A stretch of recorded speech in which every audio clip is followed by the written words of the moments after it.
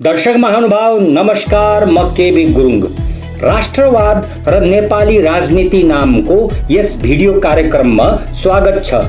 सन् 2015 को अघोषित भारतीय नाकाबन्दी र सन् 2020 को लिपुलेख विवादबारे केपी ओलीले लिएको स्ट्यान्डलाई लिएर गरिएका अनेकौं टिभी बहस कार्यक्रमहरूमा केपी ओलीलाई राष्ट्रवादी नेताको रूपमा प्रक्षेपण गरेको तपाईँ हामीले देखिसकेका छौं। केपी ओलीलाई राष्ट्रवादी भन्नु राजनीतिक विचारधारा सम्बन्धी ज्ञानको कमी हो। मार्क्सवाद वामपन्थी विचारधारा हो र राष्ट्रवाद दक्षिणपन्थी विचारधारा हो। अर्थात् राष्ट्रवाद वामपन्थको ठिक विपरीत विचारधारा हो। दक्षिणपन्थी र वामपन्थी राजनीतिमाथि राष्ट्रवादले के कस्तो प्रभाव पार्छ भन्ने जान्नुभन्दा अघि हामी राष्ट्रवादको उत्पत्तिको इतिहासलाई बुझ्ने कार्य गर्नेछौँ। राष्ट्रवादको शाब्दिक अर्थ हो राष्ट्रबारेको विचारधारा। प्रायजसो मानिस देश र राष्ट्रलाई समानार्थक शब्दहरू मान्छन्। देश र राष्ट्र समानार्थक शब्दहरू होइनन्। देश र राष्ट्रमा अनेकौं समानता छ, तर दुवैका अर्थहरूमा गूढ भिन्नता छ। देशको तात्पर्य सीमा निर्धारित भूगोल र त्यसभित्रको जनता हो, जस्तै नेपाल देश। राष्ट्रको तात्पर्य देशभित्रका जातीय, भाषिक, धार्मिक र सांस्कृतिक पहिचान हो। अर्थात् जातीय, भाषिक, धार्मिक र सांस्कृतिक पहिचान सहितको देश राष्ट्र हो। राष्ट्रवाद एक राजनीतिक विचारधारा हो जसको जन्म 19औं शताब्दीतिर युरोपमा भएको थियो। 19औं शताब्दीको उत्तरार्धमा युरोपमा साम्राज्यहरूको पतन हुन थालेपछि समान जातीयता, इतिहास, भाषा र संस्कृतिका आधारमा संप्रभु सम्पन्न देशहरूको निर्माण हुन थाल्यो। यस किसिमका देशहरूलाई राष्ट्रिय राज्य यानी नेशन स्टेट भनियो। साम्राज्यवादको अत्याचारबाट मुक्ति हासिल गरेर बनेका यस्ता राष्ट्रिय राज्यहरूले आफ्ना राष्ट्रिय स्वतन्त्रता, सम्प्रभुता र आत्मनिर्णयको रक्षालाई सर्वाधिक महत्त्व दिन थाले। उनीहरूले राष्ट्रिय एकताको भावको जागरणको लागि आफ्ना जाति, इतिहास, भाषा, धर्म र संस्कृतिलाई गौरवान्वित गर्न थाले। राष्ट्रिय राज्यहरूको यही सोच राष्ट्रवादको जन्मको कारण बन्यो। यसर्थ समान जाति वा जातिवादबाट राष्ट्र बन्छ र सोही जातीय समूह राष्ट्रप्रति वफादार हुन्छ भन्ने सोचबाट राष्ट्रवादको जन्म भएको थियो भन्ने बुझ्नुपर्छ। कालान्तरमा राष्ट्र, राष्ट्रियता र राष्ट्रवाद बारे वाद विवाद बढ्न थाल्यो। यस वाद विवादले राष्ट्र, राष्ट्रियता र राष्ट्रवादको परिभाषालाई सरल होइन जटिल बनायो। राष्ट्र एक वस्तुगत सच्चाइ हो, तर वर्तमान संसारमा 19औं शताब्दीको युरोपीय राष्ट्रिय राज्यको मान्यताको कसीमा पूर्ण रूपले फिट बस्ने एक पनि राष्ट्र छैन। अर्थात् राष्ट्र समरूपी नभएर सदैव बहुरूपी र बहुआयामी हुन्छ। यद्यपि राष्ट्र समरूपी नभएर बहुरूपी र बहुआयामी हुने गर्दछ, तथापि मानिसको जातीय विशेषता वा नस्लीय विशेषतालाई हेरेर त्यो मानिस कुन देशसँग सम्बन्ध राख्छ भन्ने अनुमान लगाइन्छ। यस किसिमको जातीय पहिचानलाई मूल जातीयता वा राष्ट्रियता भनिन्छ। उदाहरणको तौरमा भारतीय मूललाई भारतको राष्ट्रियता, ब्रिटिस मूललाई ब्रिटिसको राष्ट्रियता, चीनी मूललाई चीनको राष्ट्रियता, नेपाली मूललाई नेपालको राष्ट्रियता भनिन्छ। किनभने राष्ट्र सदैव बहुरूपी र बहुआयामी हुन्छ, त्यसैले राष्ट्रियताको जातीयतावादी परिभाषा राष्ट्रिय विखण्डनको कारण बन्छ। उदाहरणका लागि बहुरूपी र बहुआयामी देश भारतलाई लिन सकिन्छ। भारतको मूल जातीयता अथवा राष्ट्रियताको रूपमा उत्तर र दक्षिण भारतका आर्य द्रविड मिश्रित जातीय समूहलाई पहिचान गरिन्छ। नागा, मिजो, खासी, गारो इत्यादि जातिहरूले स्वयंलाई भारतीय मूलको राष्ट्रिय पहिचान भन्दा बाहिर ठानेकोले नै उनीहरूले सन् 1940 तिर पृथक राष्ट्रका लागि आन्दोलन थाल्ने गरेका थिए। राष्ट्रियताको जातीयतावादी परिभाषा राष्ट्रिय एकताका लागि हानिकारक देखिएकोले राष्ट्रियताको अर्को परिभाषाको खोज गरिएको छ। राष्ट्रियताको यस परिभाषा अनुसार देशभित्रका सारा पहिचानहरू राष्ट्र हुन् र यी सारा पहिचानहरूलाई एक अर्कासँग जोड्ने विचार राष्ट्रियता हो। अब हामी पुनः राष्ट्रवाद विषयमाथि आउने छौं।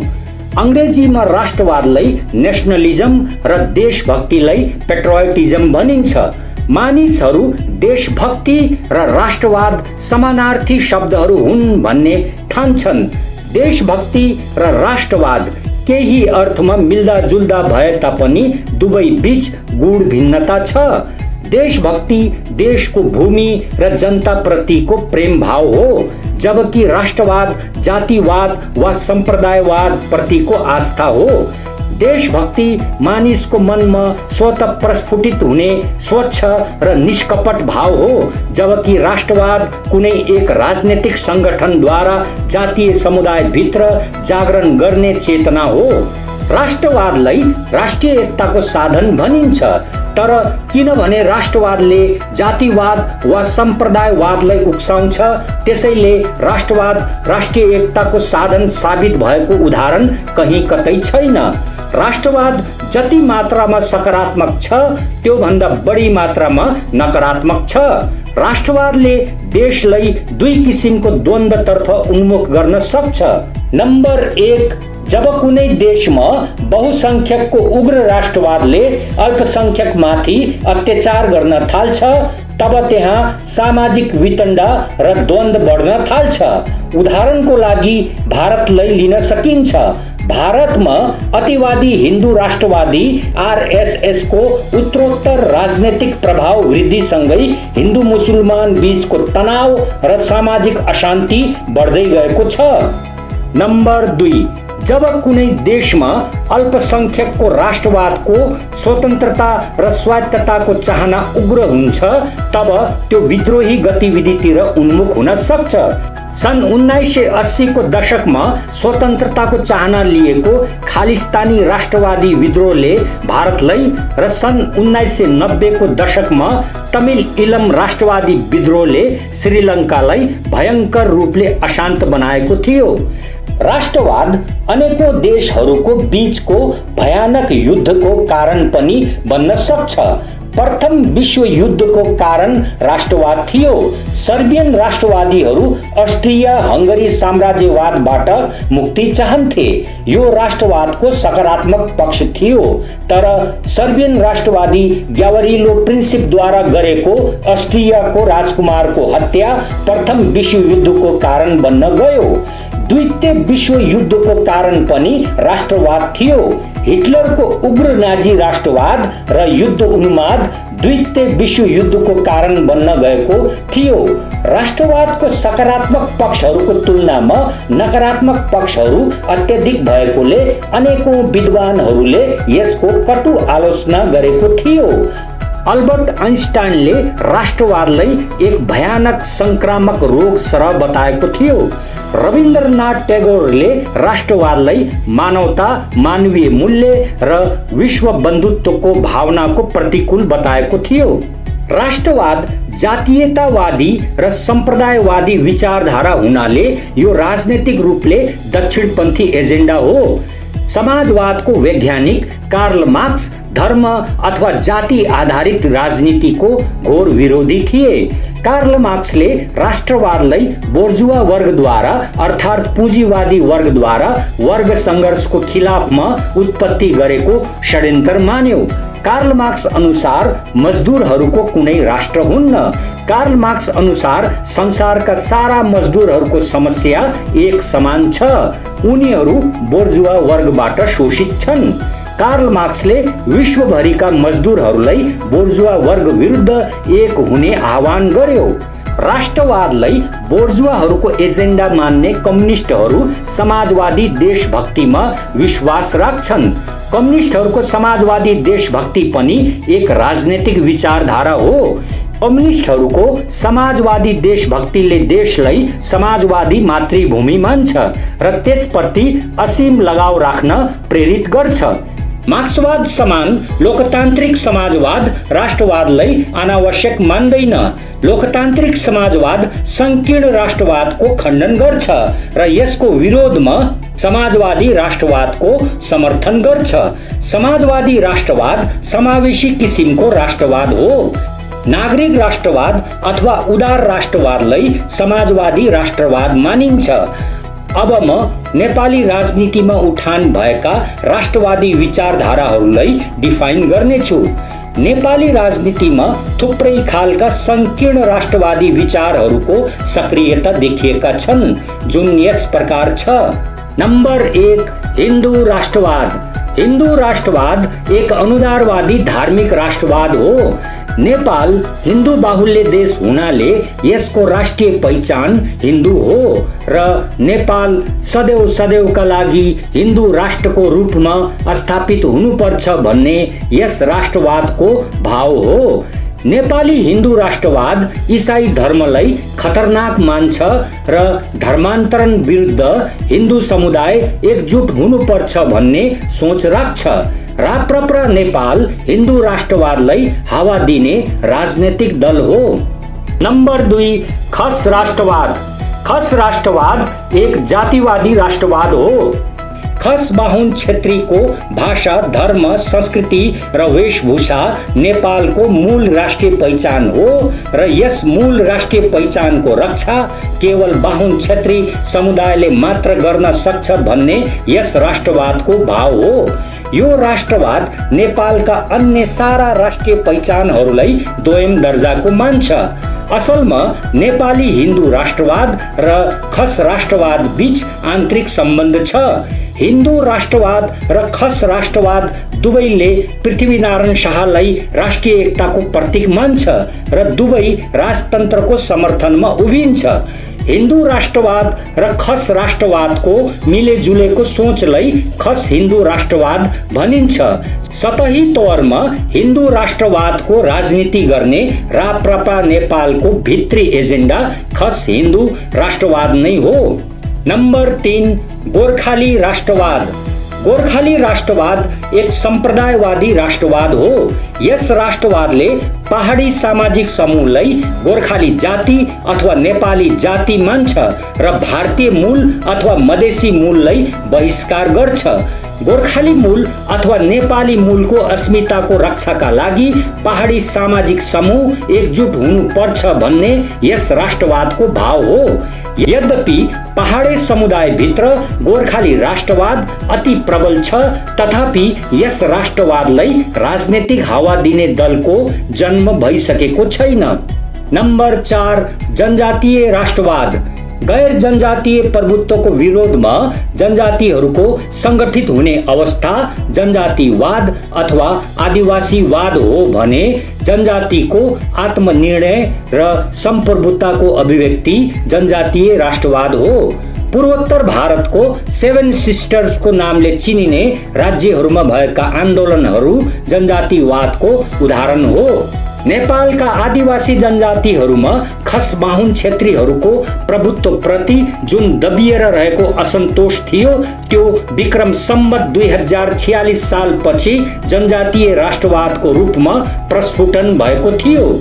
जनजातीय राष्ट्रवाद खस बाहुन क्षेत्रीहरूको प्रवचन र प्रभुत्वलाई आदिवासी जनजातिहरूको भाषा, धर्म र संस्कृतिको दुर्दशाको जिम्मेवार मान्छ।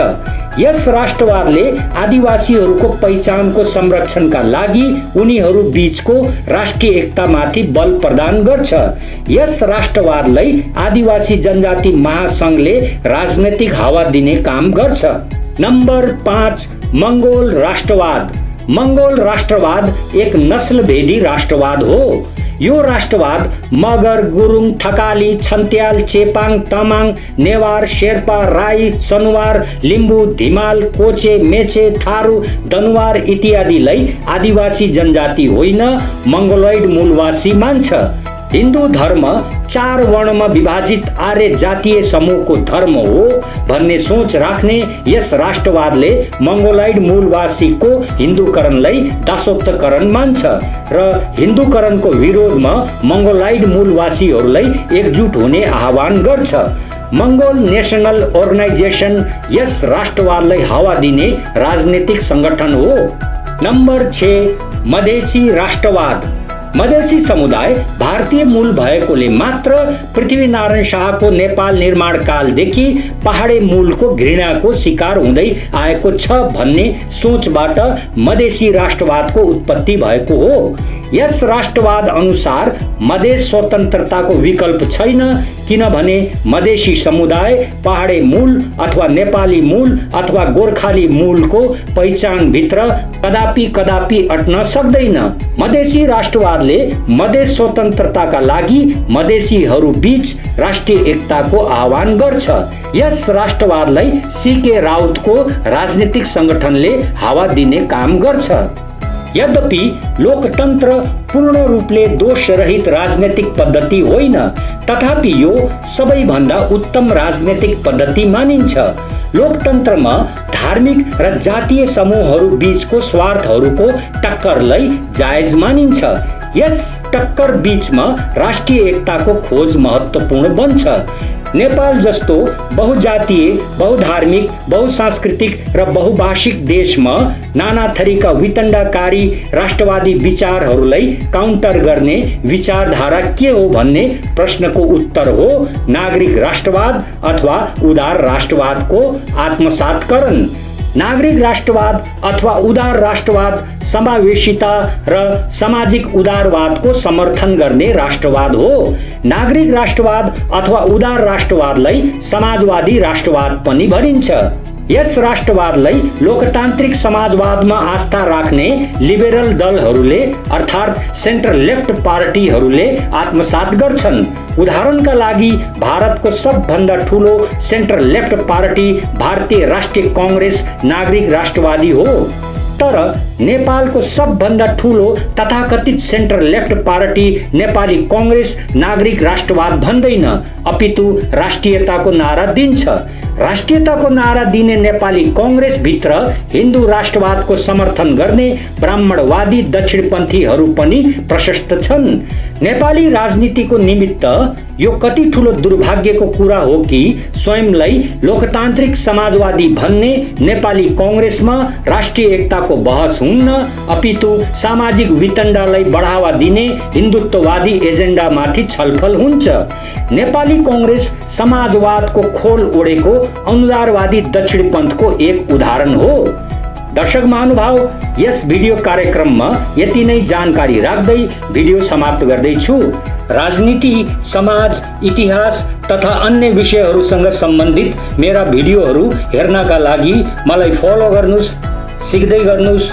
भिडियो हेरिदिनु भएकोमा धन्यवाद। नमस्कार।